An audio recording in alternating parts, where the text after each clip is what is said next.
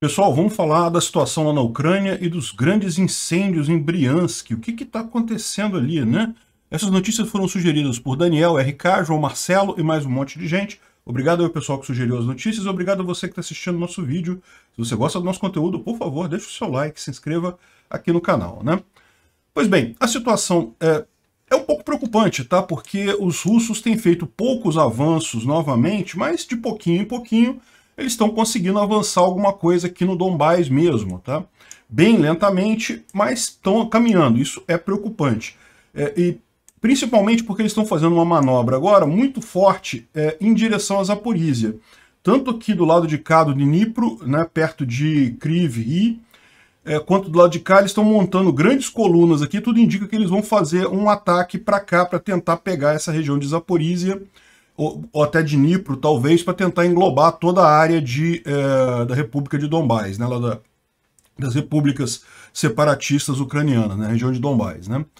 Então, mas continua na mesma, os russos avançando muito pouco e não conseguindo grande sucesso nisso daí, mas continuam avançando. Isso é preocupante, ficar avançando de pouquinho em pouquinho vão acabar tomando um bom território, né.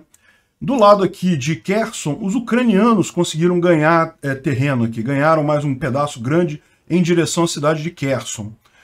É um avanço excelente, um bom caminho nisso daí, mas, de novo, né, a situação geral não é muito boa em termos de avanços russos aqui, né. Enfim, na avaliação aqui da guerra, em Mariupol, eles continuam aquela briga. Parece que Putin, apesar de ter falado que não, vamos apenas isolar Azovstal, na verdade ele falou isso apenas para o público russo, né? Vocês lembram, alguns dias atrás, o Putin falou que não, a gente já controla Mariupol, acabou, não, já ganhamos. Agora vamos só isolar a área de Azovstal, ali onde fica aquela siderúrgica, que é onde estão os defensores ucranianos, né? E eu falei para vocês nesses dias que, pô, não tem lógica isso. Se não conquistou tudo, não conquistou. Continua tendo gente ali, continua sendo ativo na defesa lá da cidade, né? De qualquer forma, eles continuam tentando, eles querem acabar com esse foco de resistência até o dia 9. Dia 9 é um dia chave lá para a Rússia, a gente já explicou por quê. Tem o dia do desfile da vitória, não sei o que lá, né? Então continuam atacando aqui na Azovstal, embora o Putin falou que não, que só vamos fechar e coisa e tal, não, eles continuam atacando, tentando conquistar Azovstal, só que não vão conseguir, né? Saiu uma reportagem muito interessante no Bild, que é um jornal, uma revista alemã, contando como é que é mais ou menos a estrutura lá, né? Você tem grupos ucranianos aqui com armas pesadas, snipers na parte de cima aqui da empresa, né? É uma siderúrgica grande, mas o pior são os túneis, são 6 níveis de túneis que tem debaixo dessa siderúrgica. Isso daqui para o pessoal russo conseguir tomar é um inferno completo, muito difícil eles conseguirem alguma coisa aqui, né? Tem esse vídeo aqui que está circulando também, do pessoal andando nesses túneis lá da Azovstal. Dá para ver que é um labirinto enorme isso daqui, realmente, e repara que já está tudo cheio de defesa, com guardas aqui preparados para um eventual ataque de fora, então realmente é uma situação complicada tentar tomar isso daqui, né? Ou seja, tudo indica que os defensores ucranianos vão continuar em Mariupol por um bom tempo. Eles têm uma boa estrutura ali para manter e defender esses túneis, né? E eles continuam ativos, tá? O pessoal está falando, não, que eles estão parados lá nas Azovstal. Não, isso daqui era um quartel-general dos chechenos lá em Mariupol e foi destruído recentemente, já foi dia 23 que aconteceu. Dia 23, há poucos dias atrás aconteceu esse ataque a esse quartel-general checheno em Mariupol, feito pelo pessoal lá do batalhão de Azov, das forças defensivas ucranianas lá em Mariupol, né? Então, ou seja, os russos não estão tendo esse papo de que eles conquistaram Mariupol, não procede, tá? E vai ser muito difícil conseguirem de fato uma vitória até lá. Mas, bom, esse papo aqui o mais interessante hoje, a notícia mais curiosa que a gente tem hoje, são os enormes incêndios em Briansk, né? Briansk, para quem não sabe, é esta cidade aqui no norte, ao norte da Ucrânia, no oeste da Rússia, né? E é uma cidade industrial, é uma cidade que tem várias bases militares russas também, é uma cidade de porte médio, e Aparentemente houve um grande incêndio ontem lá, né? Pegou um fogo em 2 lugares da cidade, ao mesmo tempo pegou fogo uma área muito grande ali, e ninguém sabe o que aconteceu. As possibilidades seriam sabotagem, seja por um ucraniano, alguém infiltrado ucraniano foi lá e sabotou o negócio, seja por um russo, pode ser um míssil balístico ucraniano, pode ser isso também, pode ser um russo também, em tese nada impede. Como a gente falou, teve vários casos de incêndios em institutos militares lá na Rússia, justamente porque indica que tem muito militar descontente com essa guerra. É lógico, ninguém quer morrer, ainda mais morrer numa guerra que eles já sabem que não tem sentido, não tem lógica nenhuma, né? Então, no final das contas, podem ser russos sabotando a própria infraestrutura deles, pode ser um ataque ucraniano também. Muita gente tem falado em false flag. Ah, o Putin está colocando isso daí como uma false flag para justificar ataques mais violentos contra a Ucrânia, jogar bomba nuclear, jogar bomba química e não sei o que lá. Eu acho pouco provável, tá? Porque a verdade é a seguinte, o Putin não precisa disso, ele já tem feito ataques horríveis, atacando alvos civis e coisa e tal, ele não precisa disso. Se ele quiser fazer alguma coisa do mal, ele vai fazer independente de qualquer coisa. Esse papo de false flag, eu não sei se cai não, né? Agora, o que seria, né? Sabotadores ucranianos, pode ser sabotadores russos também, pode ser um míssil, o que seria isso, né? Bom, repara que são 2 áreas em Briansk que pegaram fogo, tá?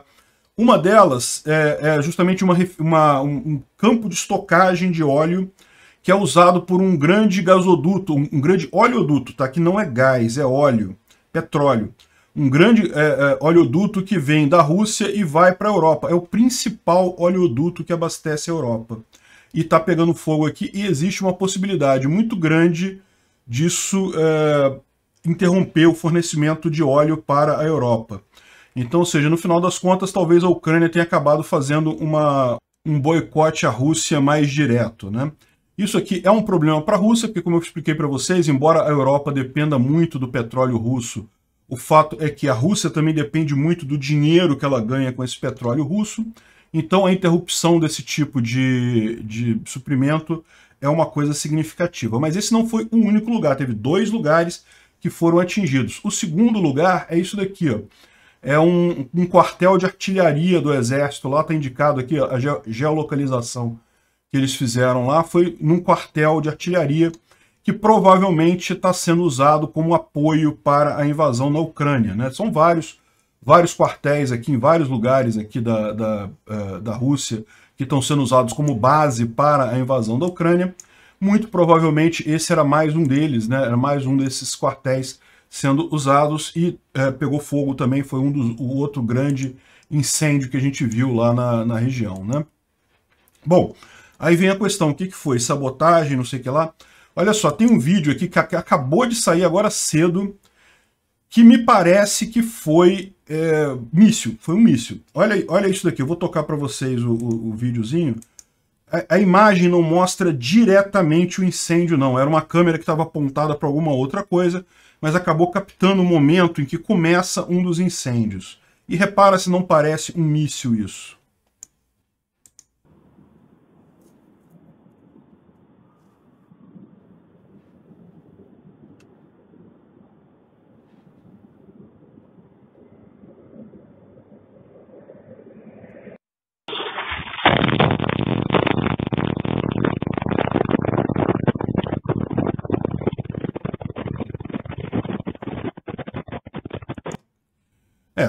Isso parece muito míssil. É que não dá para ver direitinho. O cara tá falando aqui, ó, Berdiansk. Parece muito um míssil, né? Se é verdade ou não, como eu falei, isso aqui acabou de sair, então a gente não tem certeza ainda, mas tudo indica, se isso aqui for verdadeiro, foi um míssil. Um míssil é mais provável também do ponto de vista lógico, tá? Esses tanques de óleo, de petróleo, não pegam fogo fácil não, tá? Se você acha que é só botar uma bombinha do lado deles e eles vão pegar fogo desse jeito, não. Tem que ser uma explosão muito forte, tem que ser alguma coisa muito forte para botar fogo numa refinaria dessa, assim. Não é molinho queimar essas coisas, não. Porque, lógico, esses tanques todos têm sistema de proteção, de alagamento automático, de espuma de incêndio e coisa e tal. Um pequeno foguinho que você bote do lado ali, isso não vai pegar fogo. É muito difícil um sabotador conseguir fazer isso. A menos que ele tenha uma bomba muito potente. Ele pode ter botado uma bomba muito potente, mas pelo que está aqui, foi míssil mesmo, né? Bom, e teve um outro caso, esse aqui me parece mais possível uma sabotagem, né?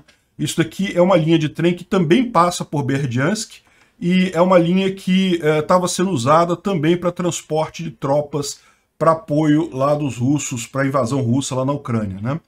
E isso daqui é um caso clássico de sabotagem de rodovia. Você sabe, você não precisa cavucar muito para fazer um negócio desse acontecer. A ferrovia na beirada aqui, se você fizer um pequeno buraco aqui, dá para você fazer com uma pá, mas tem que ser relativamente fundo, mas não precisa ser uma coisa enorme. O peso do vagão é tão grande, o peso da locomotiva é tão grande, que qualquer pequeno desvio ali lateral naquele trilho acaba arrastando o trilho todo, né? O próprio peso da locomotiva faz o trilho ceder, como está mostrando aqui. De novo, não sabemos o que aconteceu. O jornal russo está falando que foi um acidente, que foi um problema de manutenção, que teve acúmulo de água da chuva e não sei o que lá, que está chovendo muito na região. Não dá para ter certeza que foi uma sabotagem, mas esse tipo de coisa aqui está mais para sabotagem do que isso daqui, né? Isso daqui, esses incêndios tão grandes assim, pode ser feito por sabotagem? Até pode, mas não é fácil não. Sabotagem num prédio é mais tranquilo, botar fogo num prédio é mais tranquilo, mas numa refinaria, ao contrário do que muita gente pensa, é mais difícil do que você pode imaginar. Então, bom, a gente tem visto realmente vários prédios pegando fogo, várias coisas acontecendo aí na Rússia, e vamos ver para onde que caminha isso daí, né? Isso certamente atrapalha o esforço russo, no mínimo, né? Outra coisa curiosa, ele está falando aqui que os invasores estão querendo recuperar coisas do Moskva, né? O pessoal russo está fazendo operações na região que o Moskva afundou para recuperar documentos e não sei o que lá, e talvez alguma peça de equipamento. Lembra que a gente mencionou que existe a suspeita de que o Moskva tinha 2 ogivas nucleares lá dentro. Tinha munição normal, a maior parte era munição convencional, mas tinha 2 ogivas ali nucleares caso, né, a Rússia resolvesse fazer alguma coisa. Então é possível que estejam fazendo isso daqui para recuperar esse tipo de coisa para não se comprometer, né?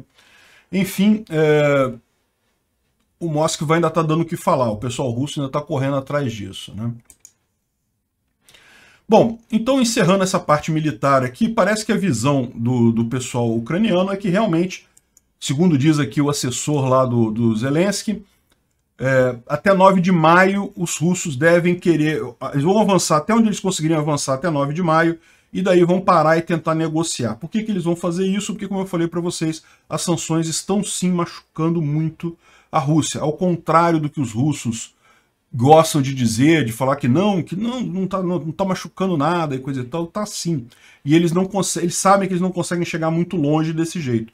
Então eles vão tentar algum acordo de paz que envolva a redução de sanções ou alguma coisa do gênero até maio. Maio eles devem começar a fazer esse tipo de coisa, né? Vamos ver até onde que eles conseguem avançar, porque, lógico, eles vão querer manter o território que eles conquistaram, pelo menos a maior parte desse território. Se vão conseguir alguma coisa ou não, vamos ver, né? Eu já falei para vocês, eu sou contrário a isso. Eu acho que nesse momento o exército ucraniano está numa crescente, então é melhor para a Ucrânia continuar essa guerra do que parar ela, e principalmente para tentar tirar isso daqui. Principalmente porque a gente sabe que se ficar nisso daqui, não fica nisso daqui, para a guerra, para que mais guerra, coisa e tal. A gente sabe que isso aqui é só mais um degrauzinho. Putin vai querer depois fazer outra guerra daqui a 10 anos, querendo invadir mais coisa. Então não tem jeito. Tem que tirar esses russos daqui mesmo, não tem alternativa, né?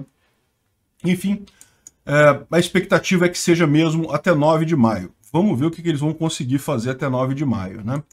Outra coisa bastante interessante que aconteceu ontem foi a visita do secretário de Estado americano, o Antony Blinken, e o secretário de Defesa, o Lloyd Austin. Eles foram até a Ucrânia se encontrar com o Zelensky, não passearam do lado de fora, o pessoal americano é bem visado naquela região, né? Mas foram lá dentro e conversaram com o Zelensky, tem uns vídeos aqui deles batendo papo e coisa e tal, né, informalmente e tal.